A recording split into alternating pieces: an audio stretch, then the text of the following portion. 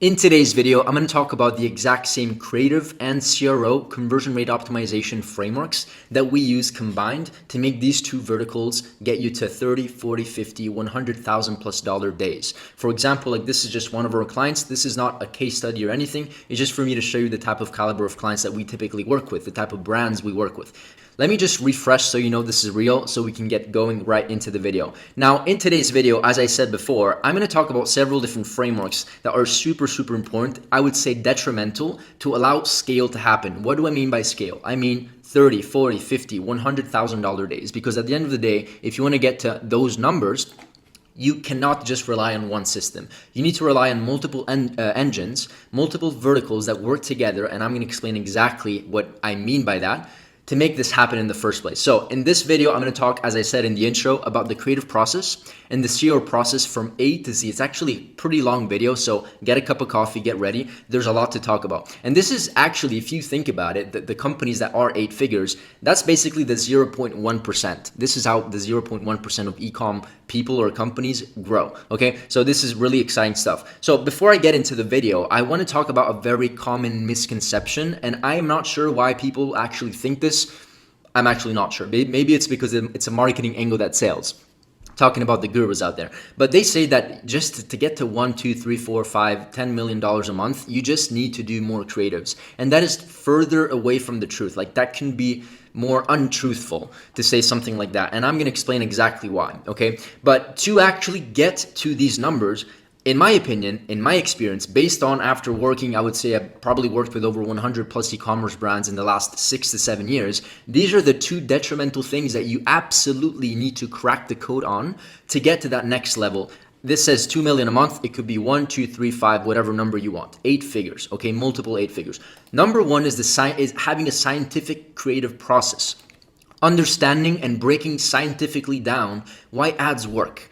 Understanding the reason why they work. And I'm going to bring you through so many different creative frameworks and resources and documents in today's video that you can just go ahead and pretty much steal and use for your own brand. Second thing you need, and these two work hand in hand, is the back end, right? This is the front end. The creative process is the ads. The back end is a scientific CRO process. If you combine these two engines together, this is like your business becomes pretty much bulletproof because these two need to work hand on hand. And sometimes 7-figure brands, they just crack one and they don't crack the other. And it's like this one or the other kind of thing or game.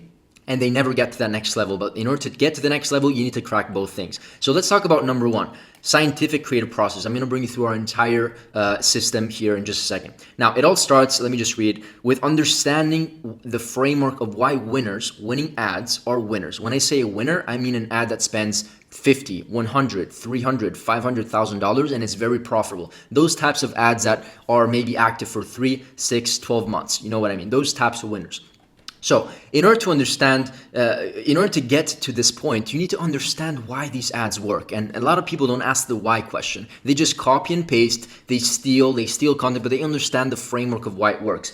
Before I get into that, I need you to understand one important thing, that the ads that are winners work for one major reason. I wouldn't say it's the only reason, but this is one of the major reasons. It's actually the retention. Okay, this is an average ad. You retain people for 80%. That's actually amazing. And then it goes down to 40. Towards the middle of the video, only 20% view it. Then it's 10%. And then it's maybe like 2 or 3% of the video. The video is actually viewed, or sorry, the people is actually viewed, right? 2 or 3% of people watch the entire video. We want to go from this to, of course, a winning ad retention rate that looks something a lot more like this, where the retention is a lot higher and consistent. So what do we need to do? What do we need to study to make sure that we understand why this retention is so high? This one framework that I'm about to talk, which I actually discussed in also other videos, is the exact same framework that we use to scientifically break down why winning ads work in the first place. And what types of ads do we actually go ahead and funnel hack and understand and break down? It's our own creative ads that work, and also the ads are of our best direct competitors. So if you're doing 5 million a year and you're funnel hacking a competitor that's doing maybe 15 or 20, that is a perfect example. Just make sure that it's a direct competitor so that we can compare apples to apples, okay? So why is this scientific breakdown? In fact, as you can see here, this is really a scientific breakdown because we're literally breaking down ads by every 3 to 5 seconds. So 0 to 3 seconds, this happens. With this framework, this is the explanation, this is the script, and this is the ad segment. Next thing is a relatability point. That's the ad segment. And it's divided into one one, two, three, four small little segments that are 3 to 4 seconds long, sometimes even 1 second. We break it down by the second. Why are we doing this throughout the entire ad from A to Z? We do this because every single component of this ad is optimized for high retention, meaning that if this was here, this was here, this was here, you get the point, basically something else, that wouldn't have happened, this high retention in the first place. Like, it wouldn't have happened. So if that were the case, maybe the ad would have been average. So this is exactly the reason people ask me, why are you doing this so like scientifically? It's because we need to understand every single 2 to 3 second frame, because that is the amount of time that is required for somebody to lose their interest. It takes me 5 seconds on average, right, for every human being scrolling on TikTok, on social media, to lose their interest. 3 seconds, 5 seconds, then you're done. So we need to understand and dissect everything. So one other thing that is really, really helpful that we do is that we study the overall framework and buying triggers, okay? So once we have this process where we break these things down very also like visually, for the creative team, we understand the framework of the ad and the buying triggers, why people actually buy, right? Then we can go ahead and create a document that looks something like this. And I'm going to show you in just a second. Looks something like this, actually. So we have the ad breakdown. This is basically the number one ad. It's like a podcast style. This is like, by the way, a 40 page document that we do this for. This is just for one of our clients. But we literally break down ads by the ad framework, the buying triggers, and then of course, this is the exact same thing that you saw over here, but it's just over here, this on the top, but it's in vertical format, so that you see it just vertically. It's the same exact thing by the timestamp, the section, the description, the B-roll that is required, and the ad segment explanation, so that my creative team has basically a bulletproof system to recreate this winning ad scientifically to the T and understand why it works. So imagine you do this for like your top 10, 15 ads of your ads and also your best direct competitor ads, then you pretty much have a bulletproof framework that your team can go ahead and realize and create to make this happen. How do we do this? By the way, one thing that we really do here is that we leverage ChatGPT to come up with what? These two things specifically, the ad framework and the buying triggers. And then it also helps us, of course, create the scene-by-scene ad breakdown. So how does it work? We basically go ahead and download the ad, so we can use tools like Otter, for example. We can click on an ad, right? Let's just say this is the winning ad that we want to funnel hack. We click on it, and then we can literally click on download over here. This allows us to download the ad, and then we can upload it to ChatGPT. I also like to transcribe it. So you basically click on transcript. This is an app called Try Autria. You can go, there's a link down below if you want to use my link. If not, I don't care, just use your own. But this is an amazing tool. So what this allows you to do is also transcribe it. So what I do is that I go in ChatGPT. What my team does is that I tell it, I just uploaded a winning ad of my best direct competitor. Please give me the following to send over to my creative team: the ad framework, the buying triggers, the ad breakdown scene by scene, and the required B-roll shots. What are the required scenes for me to reproduce that ad? This is the transcript, okay, in case it doesn't get the video. Sometimes it happens.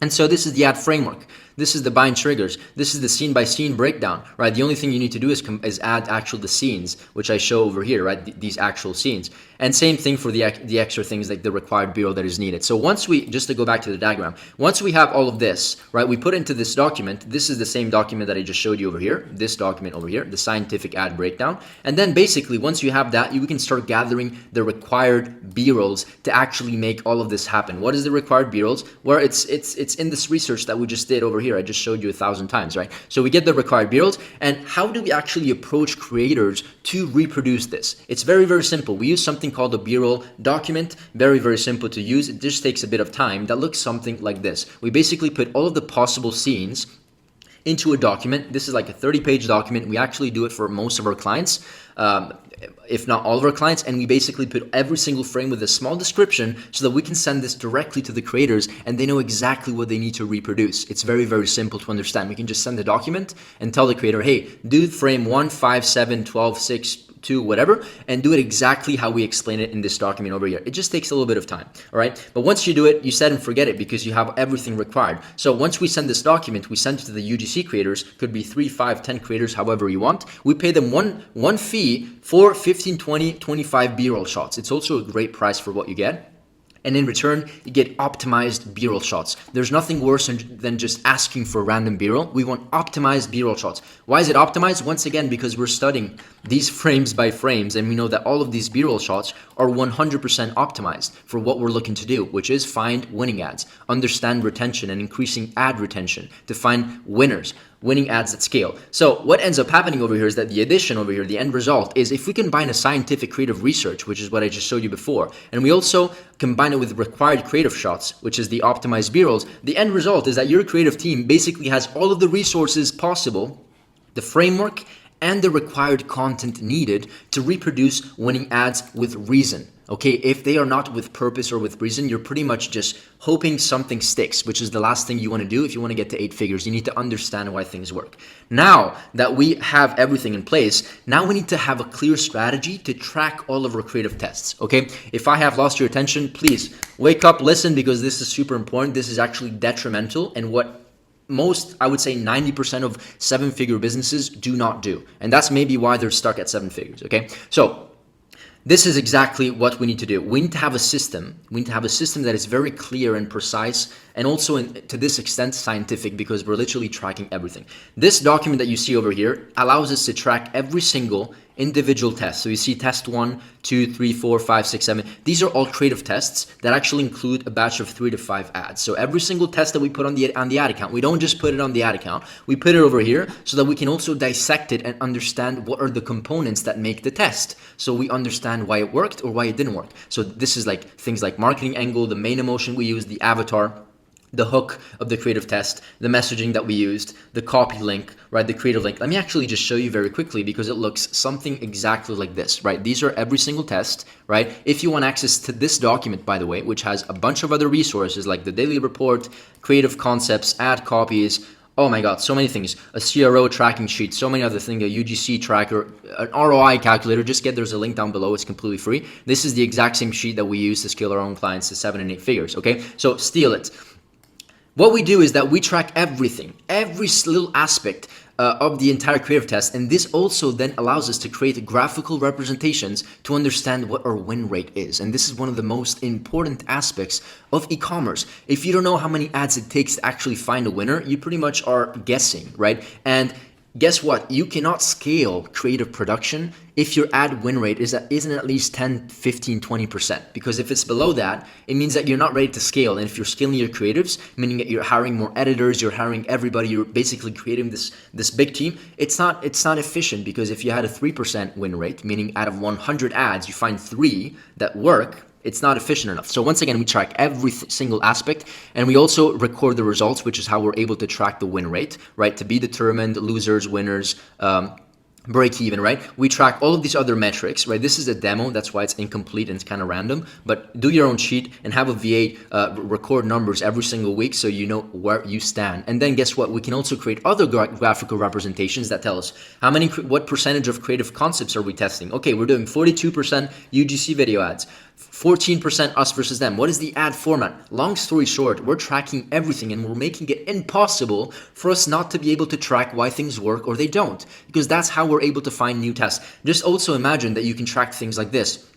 And this is how we do it, at least. We're able to track ad copies, hooks, frameworks, whatever you want, filtered by ROAS. We can literally filter within our own documents and systems. We can filter by ROAS, right? And we can say, okay, based on this document and this graphical representation, we know that ad copy 6, 5, 4, and 2, ad copy 1, 2, and 6 were the most profitable at 3.3, 4.9, and 3.2 rows. So guess what you can do? You can just get the most profitable one and combine it with the hook that is also the most profitable one, if it makes sense, right? And so you can basically it's at the end of the day, this is a puzzle that we're trying to crack, right? We're trying to put pieces of the puzzle that make sense together, and this is how we should crack the code. And you can do the same thing with hooks.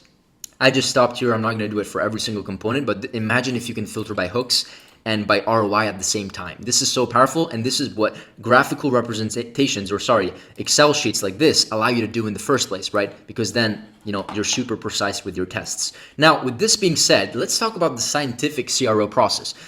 If you have any questions about the creative process, drop a comment down below, okay? Really, really important for me to go over everything, and I can answer your question in the YouTube comments myself, okay? Let's talk about the scientific process. Once again, to remind you what I talked about in the video, we need 2 things: scientific process and the scientific CRO process, so all to work together.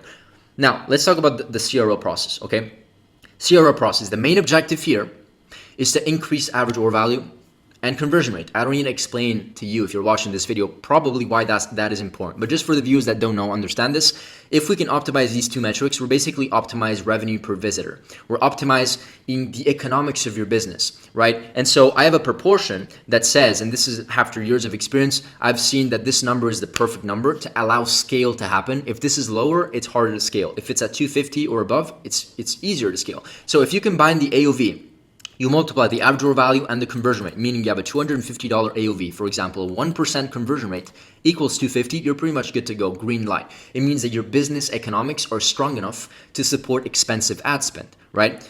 Okay, so please understand this. And so why is this important? Because as we move on in time, there's one thing that we know, that advertising costs are typically going to increase because of inflation, because of more competition. Your CPMs tend to go up over time. You get the point. And so we have to have a very strong business economic. So let's talk about the key main pointers and levers. I call them leverage points. I have like 4 to 5%. So stick until the end, I promise. It gets better and better as I move down. But this is probably the one that makes the most difference, the offers. Okay. This is just an example of a company that has a very strategic way of presenting the offer. Let me just zoom in a little bit. So this is an example of a buy one, get free body bundle, right? So you buy the bundle and you get free products. This is another example of the same company. This is a company called Truly. They're doing very, very well, where they're doing a buy 1, 3, or 6, I believe, or more, or 9, whatever that is, buy 6 and get 70% off. So it's a very direct response offer. And so I've seen scenarios in clients where they come to us and their conversion rate is like 1%. We tweak the offer, we drastically change it, we add value to it, we increase perceived value, as I say over here, and we basically triple the conversion rate and also increase the average order value at the same time. So if there's one lever that you should pull immediately, is the offer. This is another example of a client, not necessarily a client, but a company that does very, very well. So let me just zoom in. I can't really do this here. So what do they do is that they have a value stack and they're essentially stacking value. And so they're optimizing the offer. This is another example of a company that I really, really like called Javi Coffee. And this is a great way to present an offer. If you buy 1, you get no gifts. If you buy 2, you get more gifts, or sorry, 3. And if you buy 4, you essentially get 1, 2, 3, 4 gifts that are valued $9, $6, $10, $20. You basically get $40, $50 for free, included in your order if you order 4 bottles. So this is a great way to save 56%. So once again, the reason why offers are detrimental to make scaling happen is because they're optimized for first-time customers that have no idea who you are and they don't like you, they don't trust you, you have no authority over them if they don't know who you are. And so this is the best way to really increase that conversion rate, and this is the first lever that you can pull. Another offer that I really, really like is called, a company that I like is MI8, right? And so the way that they present their offer looks something like this, right? Which is something maybe similar. So it's like a bundle where it's like $100 and you get 1, 2, 3, 4 items for free, and you're saving like a bunch of different things. You're saving like maybe $50, $100 on everything if you get the offer today, right? And this is like a kit. They're selling kits, right? So there's so many different ways to position your offer to the market so that it's very, very, the perceived value is super, super high. And this is the next thing that I want to talk about, increasing perceived value. Most people that actually get into the ecom game, or any business actually, has a process that does like this.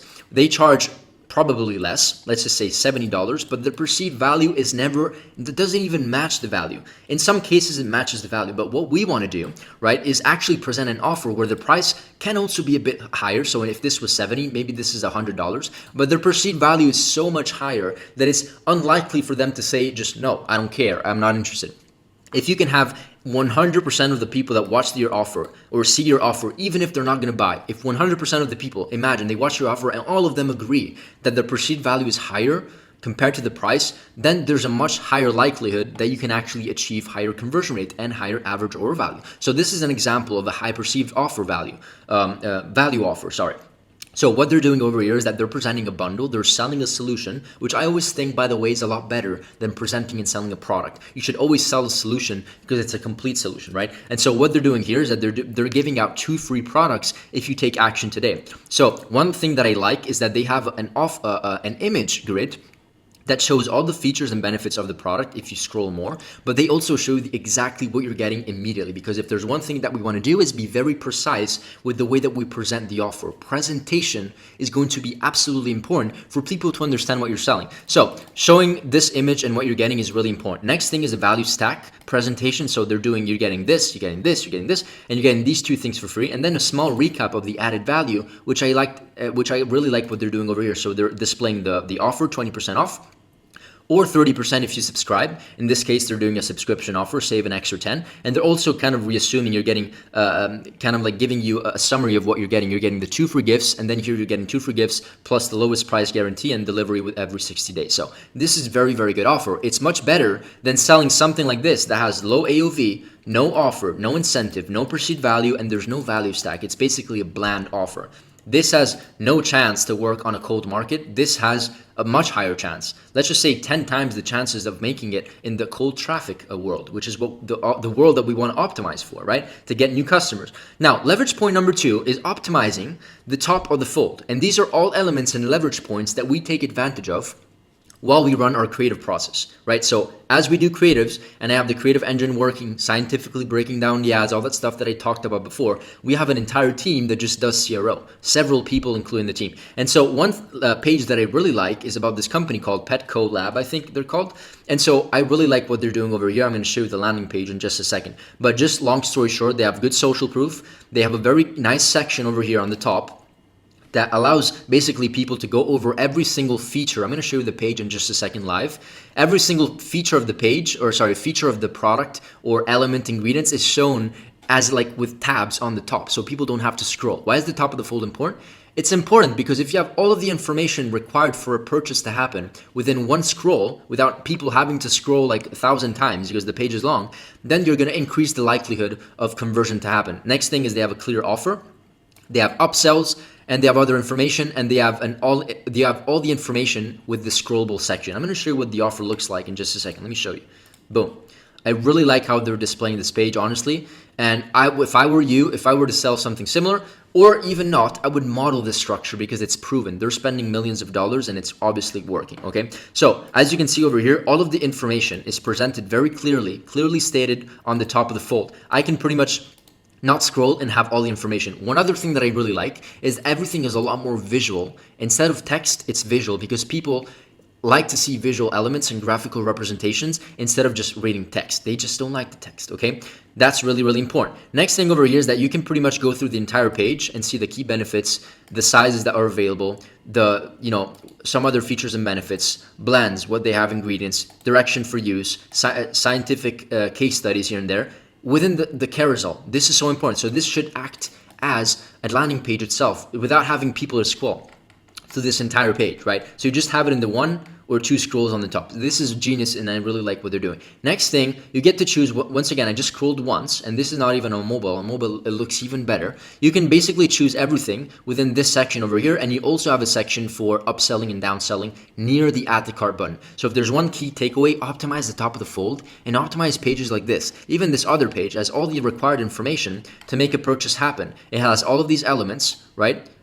Us versus them, right? They have an us versus them section as well if you scroll. And they also have all of the packages and information, reviews and upsells and downsells within the UGC elements as well over here within the first 1 to 2 scrolls. Top of the fold is being optimized. So this is just a key takeaway. Next key takeaway, and hopefully I'm not moving too fast here, is increase the sales process congruency. This is so important, and I'm going to explain exactly what I mean by this. If your ads are talking about knee pain, your listicle should not talk about stress or also talk about stress. Your offer should not be about something else like foot pain because your product also helps with foot pain. It should be I'm just going to say it like this because it's not true that if you do it like maybe in a more of a mixed way, it's not going to work, but your conversion rate is a lot more likely to increase or guaranteed to increase if all of your process and your sales process is congruent to the same exact pain point. Meaning that if your ads are only about knee pain and your listicle or advertorial or landing page, whatever it is, and offer is only about knee pain, there's a much higher likelihood that your entire sales process is actually going to be, your conversion rate is going to be higher. Your conversion rate is going to be higher. So this is why brands that typically do 8 and 9 figures have so many different funnels, right? Individual funnels for each individual sales process. Or pain point or angle. Example here is this company that does it exactly how I mentioned. Space Goods or JV Coffee. If you go and add angles, all of these, they have 277 ads on the improved well-being angle. Improved energy angle is 188 ads. And so they're sending traffic to specific landing pages in some scenarios. Not sure if exactly what they're doing, but just to show you an example so you see it. And so all of these ads should be redirecting to specific landing pages that touch base on the main angle, that is touching base on the ad, right? And so this is also why having these two processes, both the creative element and the CRO element, work together, because there needs to be a congruent sales process. That's why typically for our own clients, we handle both creatives, media buying and everything that happens on the front end, and CRO, what happens more on the back end, so everything is super congruent. This is super, super important. If you can make your sales process congruent, your conversion rate should increase. Next leverage point is pre-purchase offers. If you take a look at Space Goods, for example, they have offers next to their add to cart button. And so within the first scroll, and this is something that I shared also in this landing page over here. Once again, they have different offers that you can scroll and you can add on. There's also like a 50% offer, right? If you buy today, or the extras that you can buy on your subscription. You get the point. So you're upselling immediately next to the add to cart. Chances are, if you're scrolling and you're spending time over here, you probably maybe are interested in getting something else, right? So this is such a really, really important element. As I say over here, adding cross sells with complementary products, which is super key. You can't have not complementary products or offers. It needs to be super complementary. It's going to increase the chances of increasing your average order value. Next thing also is the add to cart. You can add order bumps and upsells, cross sells, downsells within your cart. And it looks something like this. If you want to have it look super, super nice, this is just a cart that you should be able to optimize and create. You can do it with apps. You can just hire a developer to do it, something like this. Just send them the example and they're probably going to be able to reproduce it. The most important thing here, though, as I say here, is make sure the cart has cross sells too, but also make sure that it's not too cluttered. If the information is too cluttered where I can't even see what I'm getting because I have to scroll through the cart, it's too confusing. So the way that I like it is the way that they did it over here. Where is it? Rainbow, I add to cart. Space Goods, it's a good company. And so basically I don't even have to scroll and I can just add to cart, right?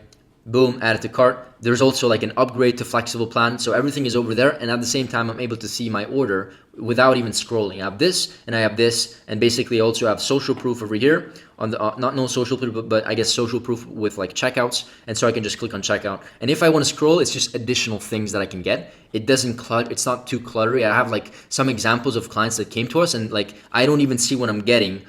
I have to like scroll down to understand and figure out what I'm getting. That is not going to work because it's not optimized. Okay. So this is super, super important. And there's also a great way to do it, the way that Pet Lab does it, and this you probably need Shopify Premium for this, or Plus, is that you can upsell people also on the checkout. So another great way to upsell is through checkout upsells. They typically can have super high conversion rates because people are already there to buy, and typically the more you move on to the sales process and the higher the likelihood that they're actually going to buy and add more to cart. So this is actually an example, super important, that my head of CRO in my CRO department, my CRO director actually reported to one of our clients by split testing and doing CRO work with testing these types of different offers. And by just replacing the product or replacing the suite of products that I was presenting over there, we were able to add revenue and increase revenue per visitor. So let me just read the test that we actually did for one of our clients.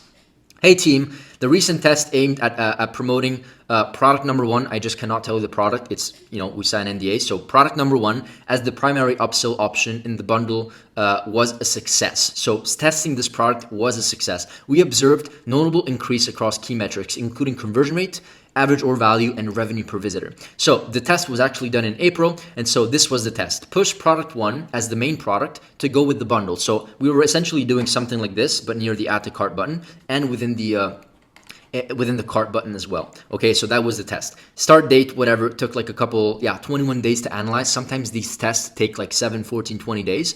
And then you can, have a track record of if it worked or not. The page was this page. The goal was to increase AOV. The control variable was product 2 because this was the original. Control is what basically was the original version. So in this case, product 2 is the first selectable product in the cart. So that was the original control version. The variant, which was the test, right, was the replacement from product 2 to product 1. And this was basically the test. Product 1 as the first selectable product in the cart. The reason we switched this is because we noticed that we received more orders with product 1 than product 2 overall within the store. So I think product 1 had like 30% more purchases than product 2. And so we were like, let's just replace it within the order, right? And so the results were basically astonishing. The conversion rate of this upsell was 4% previously. It went from 4%, and this is just the cart, right, to 4.456%, a 9.5% increase. The AOV went from 123.7 to 129.4, and the revenue per visitor went from $5.04 to $5.77, a 14% increase. The outcome was a success, and the notes overall was that the product number 1 appeared to be an effective upsell option as it drove both conversion rate up and everything right. So this is a perfect example. Imagine you do tests like this 4 times a month, 6 times a month. If you have enough orders, of course, you can't just do a million tests. You need to have a revenue threshold at least, right? And so imagine you do and you increase your revenue per visitor by like 4 or 5% every single time you do something like this. Imagine what happens at the end of the year, right? Your average order value, your LTV, your revenue per visitor is going to increase so much by the end of the year. So hopefully this makes sense. Leverage point number 4, and this is the last thing I'm going to talk about in this video, is a post-purchase offer. So what we like to do is offer 3 upsells typically, or cross-sells or offers after they actually buy the product. So this is the checkout. Let me just replace it with like checkout. After they check out and they click on buy the order and proceed with the order, before redirecting them to a thank you page, we like to offer show 3 offers, typically an upsell. If they say no to the upsell, we're going to downsell them. If they say yes to the upsell, we're going to upsell them again. Okay, so either way, they're going to see around 2 offers, either an upsell or another upsell, or an upsell and a downsell. What is an upsell? An upsell is basically something that is maybe a bundle that is more expensive, or more of that same product, but it's more expensive because you're selling more quantity. A downsell is basically going from big product to small product, so like less expensive. And a cross-sell, just so you know, is like cross-selling another item, right, to add there. So you get a burger and then you just get a Coke. You get the point. So these offers, offers should be able to convert at 10 to 20%. So if 10 people buy, 1 or 2 around should be able to buy another upsell or a downsell or a second upsell again. So these are the numbers. Then you can also, if you want to be a little bit crazy, and you can do it, everybody does it, honestly, you can upsell them again on a thank you page or give them a discount code for next purchase. Right? That is also a good idea. So I hope this video was valuable. I know that I touched base on many different points. I really hope that you saw the value, but if there's one key takeaway over here, is that you should, to get to the next level, you need to optimize not just creatives, not just CRO, but both at the same time, because this is what makes the difference. Making sure that these 2 processes are congruent, not only in the content we present, but also in the optimization, because everything needs to be congruent, as I said before. Okay? If you want to get to $1 million a month or more, or if you're already doing $1 million a month and you want to get to 2 or 3 or 4, we work with 8 7-figure businesses. You can book a call if you're interested about the opportunity of potentially working with us. If we have capacity and we do have slots open for our agency, we can discuss about the opportunity of working together. If not, at least we have a call, and there's going to be a lot of value in that call because we're going to audit your business. So either way, it's going to be a nice conversation. I'll see you in the call if you book it. If not, I'll definitely see you in a second video. Bye.